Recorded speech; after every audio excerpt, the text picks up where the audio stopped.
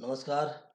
आज संगीत यानी म्यूजिक विषय की क्लास के अंतर्गत हम विद्यालय प्रार्थना का भावार्थ जानेंगे।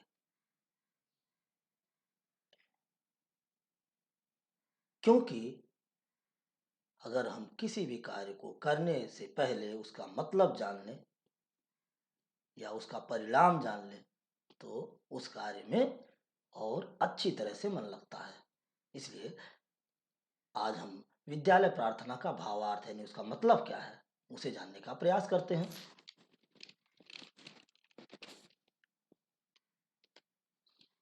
तो अब ज़्यादा समय न लेते हुए शुरू करते हैं। यहाँ पहली हेडिंग दी गई है विद्यालय प्रार्थना। मेन हेडिंग है। उसके बाद श्लोक। श्लोक में दिया है ओम, है ना।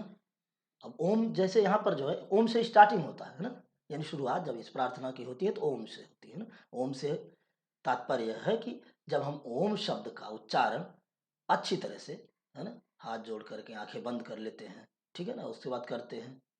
इसका मतलब क्या निकलता है कि ओम शब्द से, है ना, हमारे शरीर का, है ना, सारा दोष धीमे धीमे खत्म होने लगता है और हमारे अंदर नए ऊर्जा का संचार होता है ना। दोष क्या है? आलस्य, है ना, ये भी दोष है, ठीक है ना।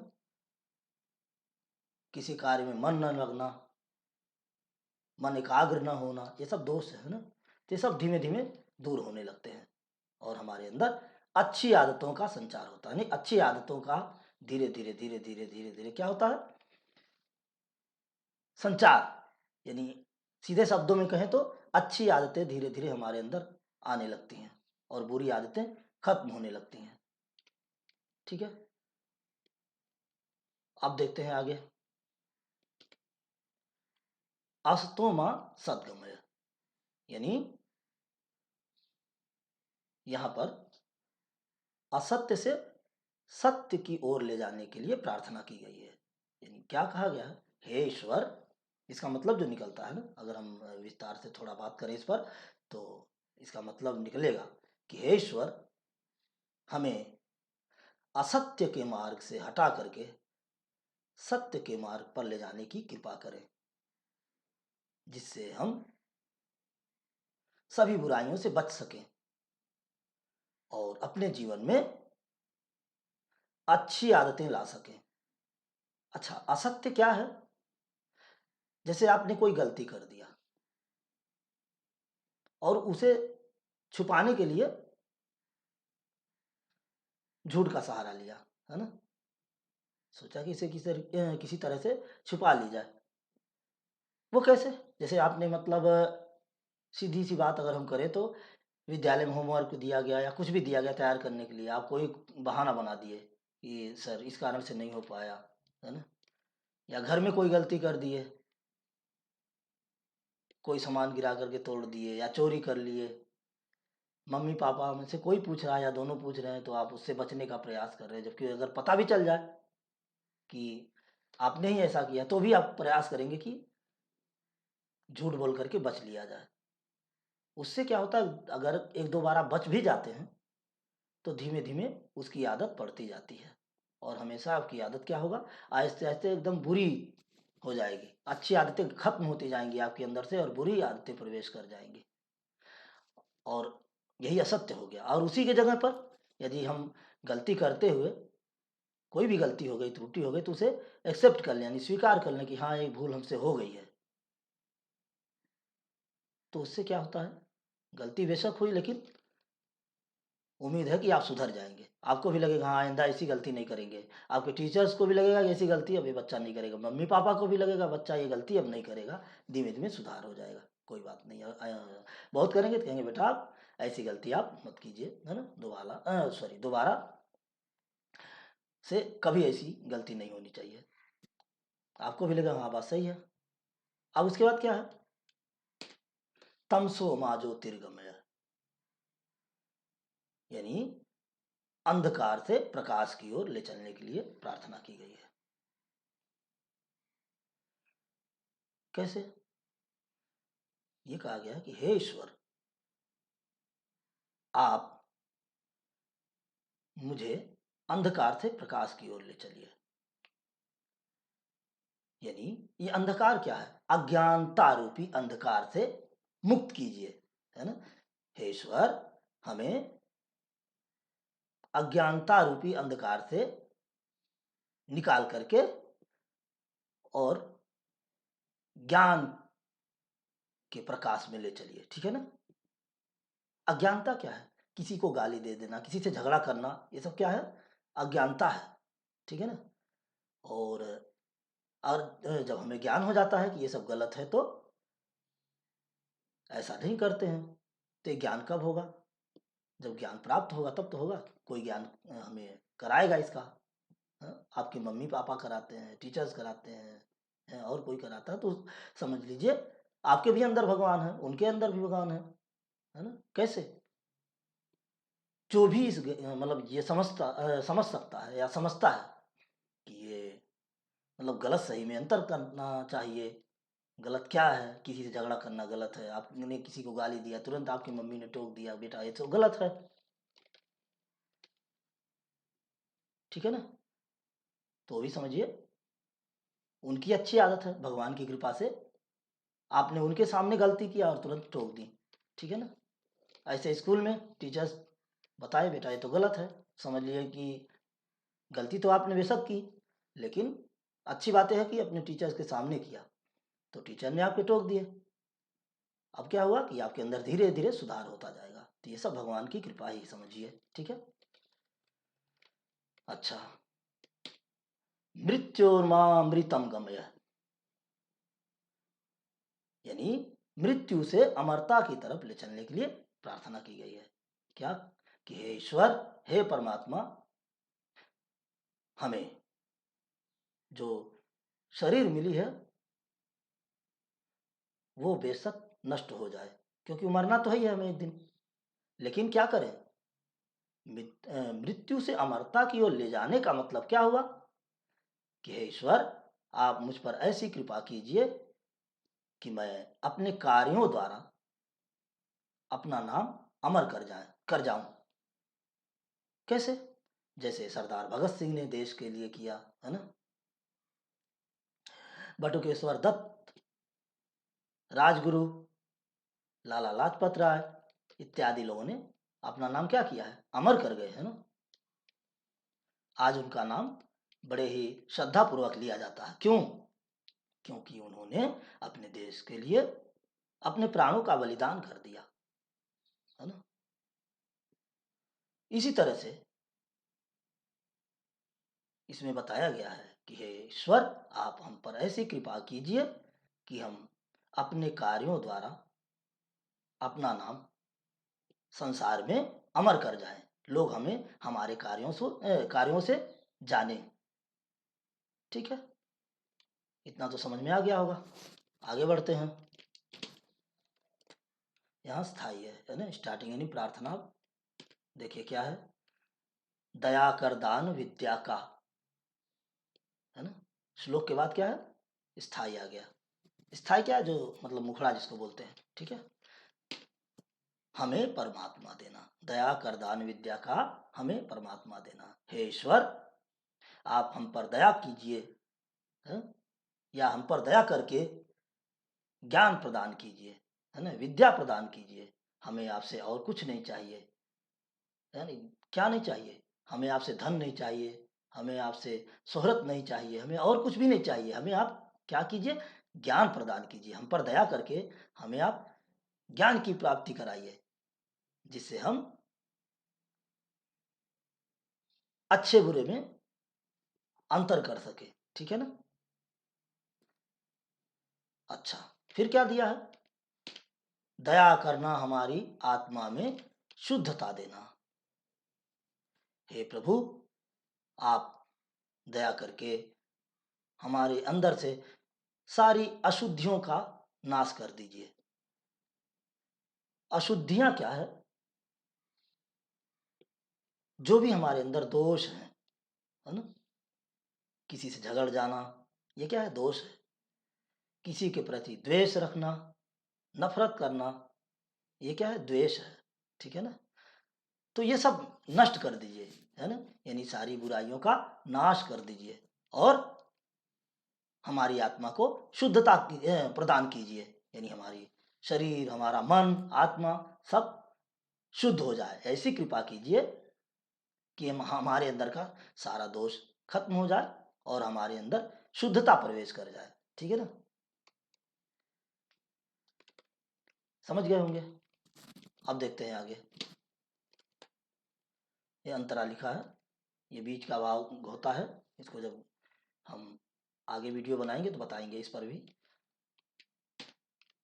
पहला है, हमारे ध्यान में आओ, प्रभु आंखों में बस जाओ। हे ईश्वर, आप ऐसी कृपा कीजिए कि हम आपका ध्यान करें, या हम आपका निरंतर ध्यान करें।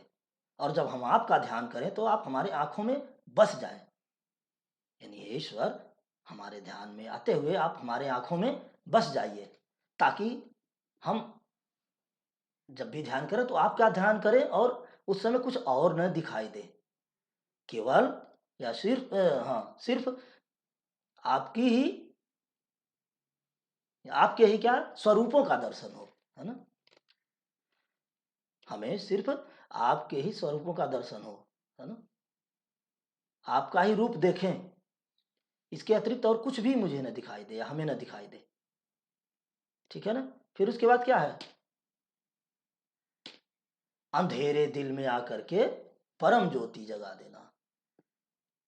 हे परमात्मा, हमारे अज्ञानता रूपी अंधकार से भरे इस हृदय में आप प्रवेश कीजिए और इस अंधकार को नष्ट करके, ये अंधकार क्या? अज्ञानता जो है, यानी अज्ञानता रूपी अंधकार को नष्ट कर दीजिए और ज्ञान की ज्योति जगा दीजिए, जिससे हम सारी बुराइयों से मुक्त हो सके, है ना, सारी बुराइयां हमारे अंदर से खत्म हो जाए। समझ में आ गया होगा। हे ईश्वर, हमारे हृदय में प्रवेश कीजिए और इसमें अज्ञानता रूपी अंधकार को नष्ट कर दीजिए, है ना। इसमें जो भी है क्या है, अज्ञानता रूपी अंधकार जो है उसे नष्ट कर दीजिए और ज्ञान की ज्योति जगा दीजिए, जिससे हम सभी बुराइयों से बच सकें, है ना, और गलत सही में भेद कर सकें। बहुत कुछ इसका मतलब निकलेगा, लेकिन जो है अभी हम विद्यालय लेवल पर समझा रहे हैं, ताकि आपको आसानी से समझ में आ जाए। ठीक है ना? बहा दो ज्ञान की गंगा, दिलों में प्रेम का सागर। हे ईश्वर, हमारे अंदर ज्ञान की गंगा प्रवाहित कर दीजिए, बहा दीजिए और हम सभी के दिलों में प्रेम का सागर भर दीजिए। ठीक है ना? जो हम सभी के हृदय में क्या करिए? प्रेम का सागर भर दीजिए। जब ज्ञान रहेगा तो हम गलत चीजों से बचेंगे, गलत कार्यों से बचेंगे, और प्रेम जब रहेगा तो किसी से नफरत नहीं करेंगे। फिर क्या होगा? हमें आपस में मिलजुल कर प्रभु रहना सिखा देना। हे ईश्वर, आप हम सभी को एक दूसरे से मिलजुल करके रहने की प्रेरणा दीजिएगा।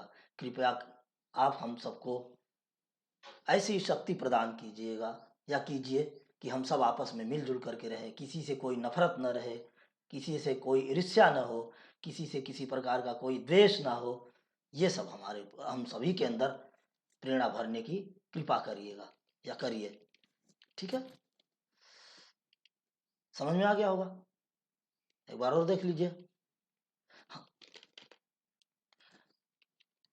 बहा दो ज्ञान की गंगा, हे प्रभु, हे परमात्मा, आप कृपा करके हम सबके अंदर ज्ञान की गंगा प्रवाहित कीजिए और हम सभी के दिलों में प्रेम का सागर भर दीजिए और ऐसी कृपा कीजिए कि हम सब आपस में मिलजुल करके रहें, है ना? किसी से किसी का कोई झगड़ा न रहे, है ना? किसी से किसी का कोई नफ़रत न रहे, ठीक है? किसी प्रकार की किसी के अंदर किसी के लिए कोई ईर्ष्या न हो, है ना? सब एक-दूसरे के साथ सद्भावपूर्वक रहें, प्रेमपूर्वक रहें, ठीक है? अब अगला देखते हैं। हमारा धर्म हो सेवा, हमारा कर्म हो सेवा। हे प्रभु, हे परमेश्वर, आप हम पर ऐसी कृपा कीजिए कि हम सेवा को ही अपना धर्म समझें। वैसे तो बहुत सारे लोग कोई अपने जाति से परिचय कराता है ना? कोई अपने धर्म से परिचय कराता है, कोई अपने पद प्रतिष्ठा से परिचय कराता है, लेकिन मुझे ऐसी कृपा कीजिए, मुझ पर ऐसी कृपा कीजिए कि मैं अपने सेवा को ही अपना धर्म समझूं, है ना? मैं सेवा को ही अपना धर्म समझूं। अपने सेवा का मतलब क्या है? मतलब अपने द्वारा किए गए कार्यों को सेवा मतलब मान करके करूं और उसी सेवा को क्या करूं? अपना धर्म समझूं, ठीक है ना? ऐसी कृपा कीजिए। और हमारा कर्म हो सेवा, जो भी हम कार्य करें वो सेवा भाव से करें, दिखाने के लिए नहीं करें, है ना? या स्वार्थ के लिए न करें। अच्छा, सेवा क्या है? निस्वार्थ भाव से किए गए कार्य को सेवा कहा जा सकता है या सेवा कहा जाता है, ठीक है ना? निस्वार्थ क्या है? जिसमें जिसके लिए, है ना? मतलब आपने किसी के लिए कुछ किया, कोई सहायता किसी की, तो उससे आप अपेक्षा नहीं करते, यानी उम्मीद नहीं करते हैं कि वो आपकी भी सहायता करेगा, वही निस्वार्थ होगा, है ना? अगर आप ये उम्मीद करते हैं कि अगले की सहायता मैंने किया है, तो वो भी हमारी सहायता करे, तो फिर स्वार्थ हो गया, व्यापार हो गया ना, कि हमने आपसे मतलब हमने आपको पैसे दिए, तो आपने हमें सामान दिया। व्यापार की भांति हो गया ना? इसलिए कहा गया है कि निस्वार्थ भाव से आप जो भी कार्य करें, यानी किसी के लिए अगर आप कुछ किसी के लिए करते हैं या किसी की सहायता करते हैं, तो उससे उम्मीद मत करिए कि वो हमारी भी करेगा, ठीक है? और फिर क्या है? सदा ईमान हो सेवा, व सेवक जन बना देना। हे ईश्वर,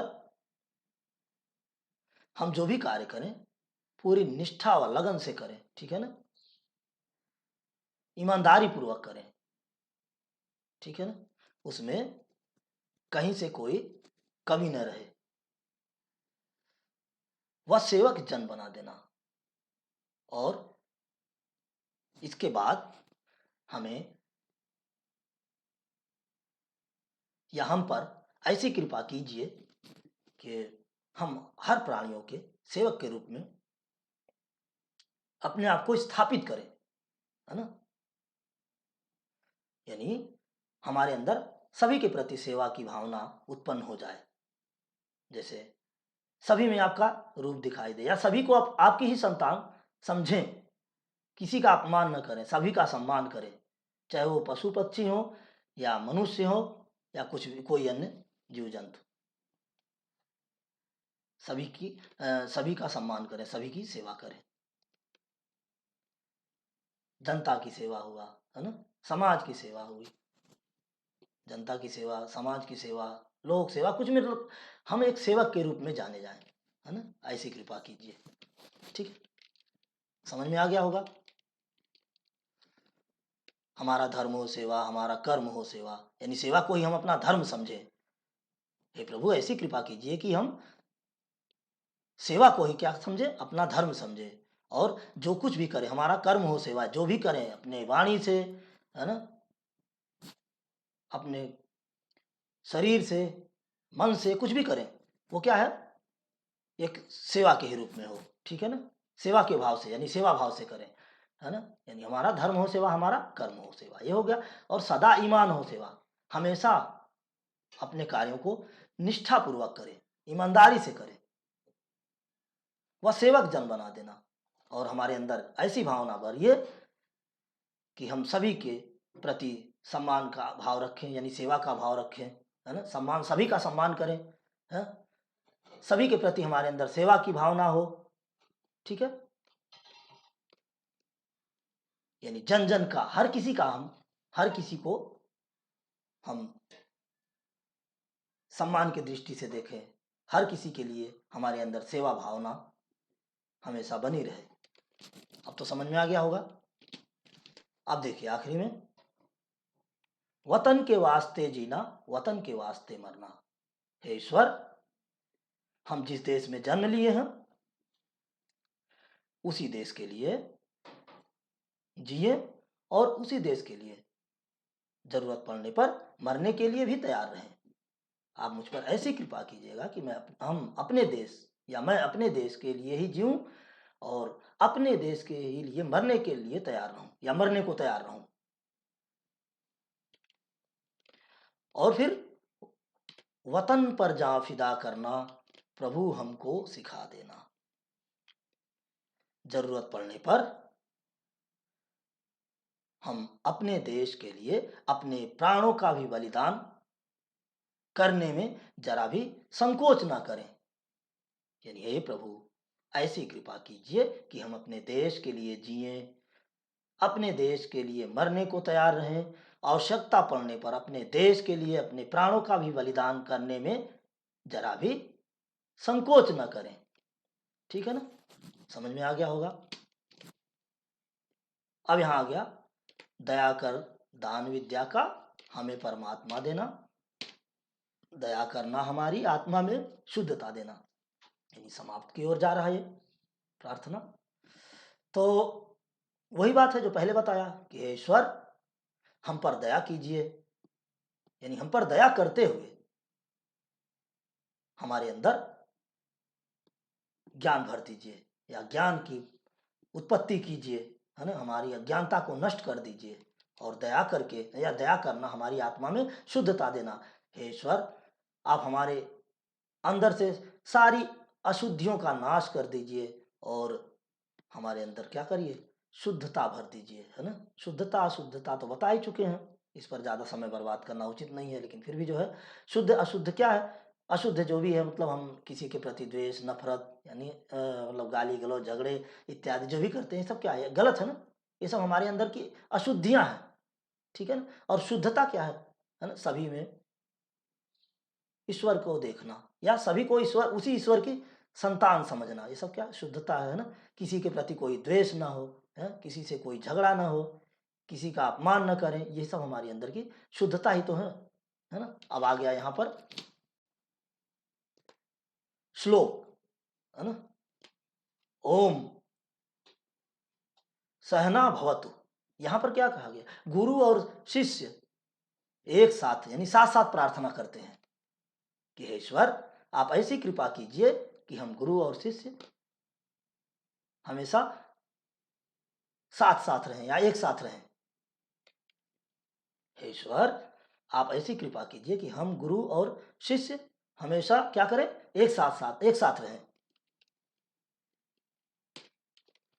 और एक ही साथ भोजन करें, है ना। सहना भवतु, एक साथ रहें, सहना भुनक्तु, एक ही साथ, यानी एक साथ ही भोजन करें, सह वीर्यम करवावहे, और हम सब सहवीर्यम, है ना, वीर्यम मतलब क्या, तेज, वीर मतलब तेज, सहवीर्यम करवावहे, ये तेज क्या है, जैसे ओज हुआ, है ना, ज्ञान का तेज हुआ, बल का तेज हुआ, है ना, या कोई अन्य प्रकार का जो भी तेज है, क्या है, उसे हम एक साथ धारण करें, है ना, एक साथ उसे हम ग्रहण करें, ठीक है। उसके बाद क्या है, पहले तो समझ ले तेज को, या तो बल का तेज हो, या ज्ञान का तेज हो, है ना, या कोई किसी अन्य प्रकार का तेज हो, उसे हम एक साथ धारण करें। तेज का मतलब तो समझ ही गए होंगे, चमक, है ना, ओज, जैसे कोई कहता नहीं, बहुत ओजस्वी पूर्ण भाषण दिया, है ना, ये ओज क्या है, तब तेज है ना। तो जो भी है ना, तेज को क्या करें, हम सब एक साथ धारण करें, है ना। उसके बाद क्या है, तेजस्विनावधि तमस्तु, अवधित मतलब ज्ञान। हे प्रभु, आप ऐसी कृपा कीजिए कि हमारा ज्ञान तेजस्वी हो, है ना। हमारा ज्ञान क्या हो, प्रकाशवान हो, है ना। यानी जब प्रकाशवान हो तो क्या होगा, हमारे ज्ञान की प्रसिद्धि या हमारा ज्ञान सारे संसार में फैल जाए। हमारे ज्ञान का तेज जो प्रकाश है वो सारे संसार में फैल जाए, ठीक है ना। यानी हमारा ज्ञान तेजस्वी हो, प्रकाशवान हो, और वो सारे संसार में फैल जाए। अच्छा, कैसे फैल जाएगा, अगर हम विद्यालय के स्तर पर देखें तो मान लिया पढ़ते हैं, है ना, कोई डीएम बनता है, कोई विश्व स्तर का मतलब जो है नेता बनता है ना, कोई विश्व स्तर का इंजीनियर बनता है, कोई विदेश सेवा में जाता है। ये सब क्या है, ज्ञान के ही आधार पर, मतलब ज्ञान के ही बदौलत तो जाता है ना। अगर ज्ञान न हो तो कैसे जाएगा। अज्ञानता अगर आपके अंदर रहेगी तो आप, मतलब आपके अंदर ज्ञान नहीं रहेगा तो आप अपने अतिरिक्त आपको कौन जानेगा, दो चार और जानेंगे, आपके रिश्तेदार कुछ जानेंगे, आपके मम्मी पापा जानेंगे, कुछ और लोग जानेंगे। लेकिन अगर आपके अंदर ज्ञान है तो आपको पूरा विश्व जान सकता है, पूरी दुनिया आपको जान सकती है, ठीक है ना। महाविद्विषा वह, मतलब हे ईश्वर, आप मुझ पर कृपा करके, या आप हम पर कृपा करके हमारे अंदर के सारे द्वेषों का नाश कर दीजिए, है ना। किसी प्रकार का किसी के प्रति, यानी हमारे अंदर किसी के प्रति कोई विद्वेष की भावना न रहे, किसी के प्रति कोई नफरत की भावना न रहे। सबके अंदर हम सबके अंदर क्या हो, एक दूसरे के प्रति सद्भावना हो, है ना, सद्भाव हो, प्रेम हो, भाईचारा हो, ठीक है ना। इसके बाद क्या है, ओम शांति शांति शांति, यहीं पर ये समाप्त होता है। ओम शांति शांति शांति, मतलब सभी के अंदर शांति व्याप्त हो जाए, ठीक है, किसी का मन अशांत न हो, है ना, जिससे हर कोई अपने कार्यों को अच्छी तरह से करे, अपने कर्तव्यों का ठीक तरह से पालन करे। यहीं पर हम अपनी वाणी को विराम देते हैं और यहाँ पर ये प्रार्थना भी समाप्त हो रही है। आशा करते हैं कि हमारे द्वारा बताया गया आपको अच्छी तरह से समझ में आया होगा, है ना। यानी जो हम प्रकाश डाले हैं, इसका भावार्थ जो बताने का प्रयास किए हैं, आप सभी को समझ में आया होगा। फिर भी कोई समस्या होगी तो आप मुझसे फ़ोन पर संपर्क कर सकते हैं ना, मेरा नंबर आप सभी के पास ही है, कोई दिक्कत हो तो पूछ सकते हैं। ये बताने का उद्देश्य क्या था कि आप इसका मतलब समझें, ताकि आप अच्छी तरह से इसे करें। बहुत बहुत धन्यवाद।